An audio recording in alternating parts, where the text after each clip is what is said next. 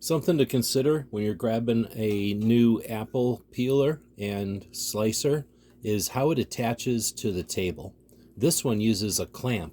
Some of them use a suction cup.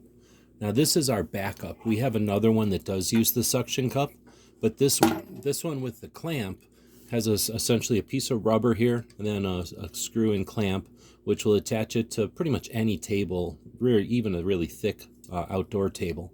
And this way, we can just set it up when we need it. It's very secure, and it's great when we're in the apple season and we want to, we're going to be doing a lot of work with apples. So having more machines means more people can be involved. So we have this second one, and since we're not using it all the time, look how thin it is. The one with the suction cup base is about that wide at the bottom with the round suction cup.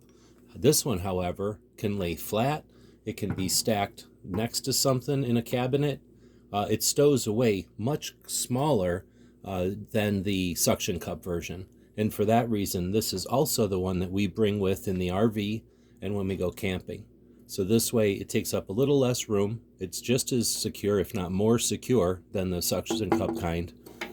Where the suction cup kind works great at home, where we have a nice counter to put it on, this one is a little more versatile and it's a little more compact. Hope that helps.